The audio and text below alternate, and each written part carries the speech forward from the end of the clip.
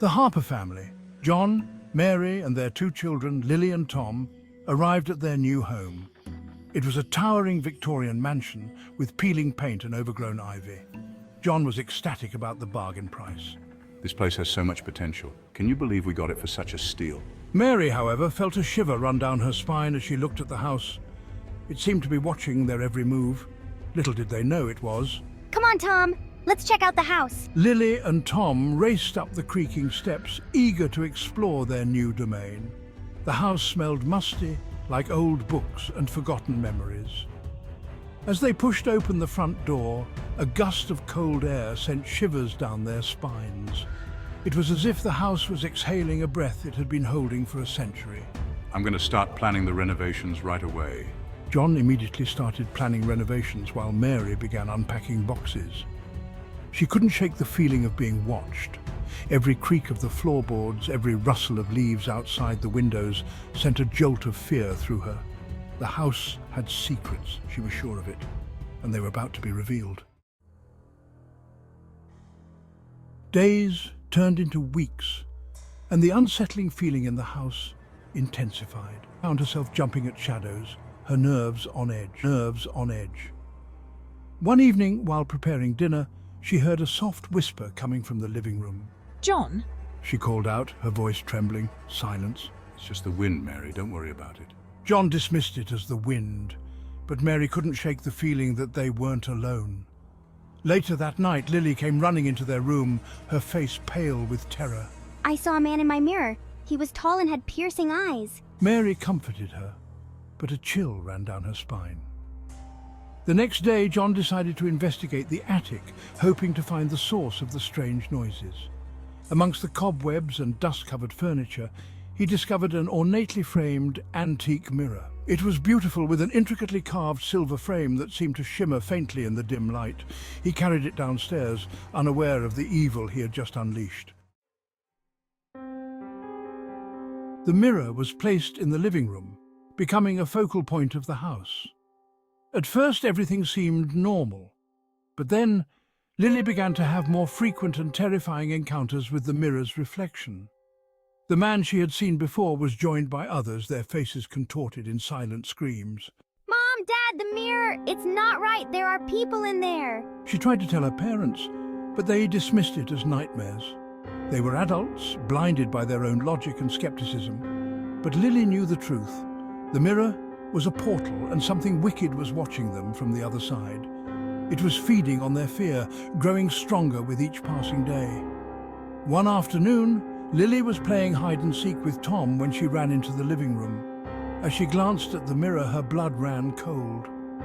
The reflections of her parents were gone, replaced by grotesque imitations. Their eyes glowed with an eerie light, and their smiles were cruel and mocking. No, this can't be happening. Lily screamed, her small voice echoing through the house. The scream drew John and Mary to the living room. They found Lily cowering in a corner, pointing at the mirror. They're not Mom and Dad. She cried, her voice thick with terror. John and Mary exchanged a worried glance. Lily's nightmares were getting out of hand. It's just a bad dream, Lily. There's nothing to be afraid of. John cautiously approached the mirror, peering into its depths. At first, he saw only his reflection, but then it flickered, and for a split second, he saw a grotesque mockery of himself staring back. He stumbled back, his heart pounding in his chest. Had he imagined it? What was that? That night, John lay awake, listening to the creaking of the house and the wind howling outside.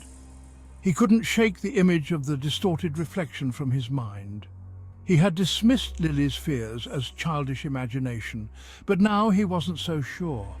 He had seen something in the mirror, something evil. As the days passed, the mirror's hold on the Harper family grew stronger. The reflections became more frequent, more menacing.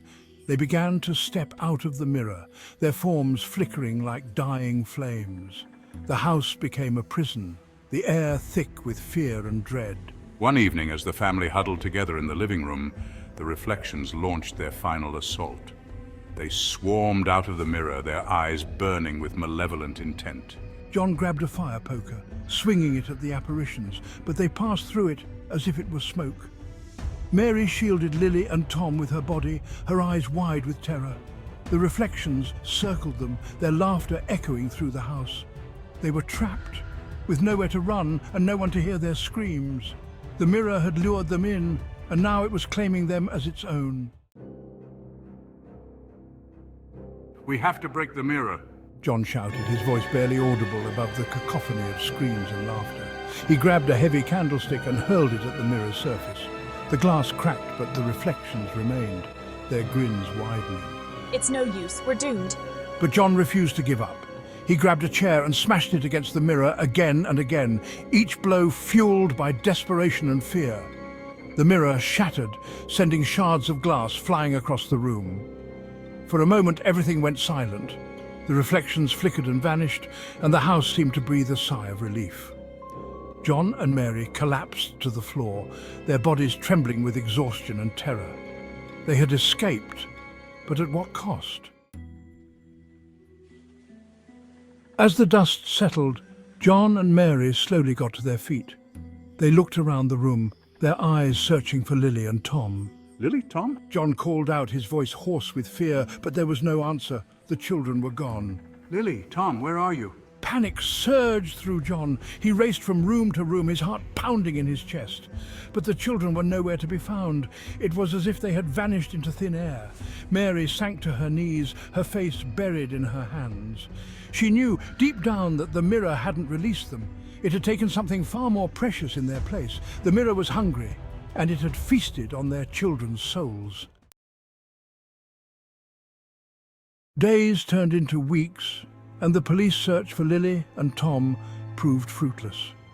John and Mary were left to pick up the pieces of their shattered lives, haunted by the memory of their children and the horrors they had witnessed.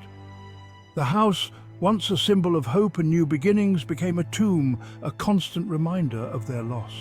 It's your fault. You took them from me. John, consumed by guilt and despair, turned to alcohol for solace.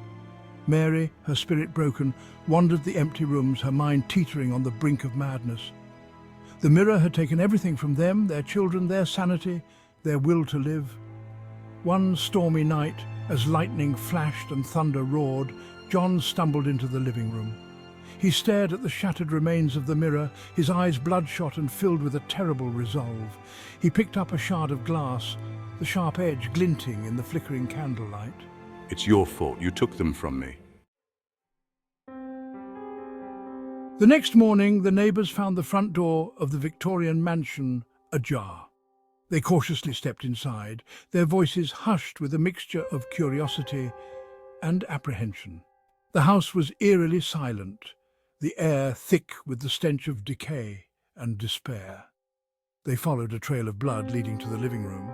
Oh my, what happened here? There, amidst the shattered furniture and broken glass, they found John and Mary.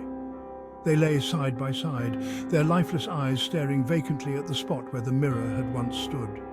In John's hand, they found a shard of glass clutched tightly in death. The mirror had claimed its final victims. The house stood empty once more, its windows dark and lifeless. The neighbours whispered tales of the family who had met their end within its walls, their voices hushed with fear and superstition. The Victorian mansion remained, a chilling reminder of the darkness that lurked beneath its surface, a testament to the insatiable hunger of the haunted mirror. And what of Lily and Tom? Some say their laughter can still be heard echoing through the empty halls of the house, their small, ghostly forms glimpsed in the shattered fragments of the mirror. Trapped for eternity in the reflection's grasp, their innocence forever lost to the evil that dwelled within the haunted glass. The Victorian mansion stands as a warning to those who dare to disturb its slumber, a chilling reminder that some secrets are best left buried and some reflections are better left unseen. For the mirror's hunger is never truly satiated, and its thirst for souls is eternal.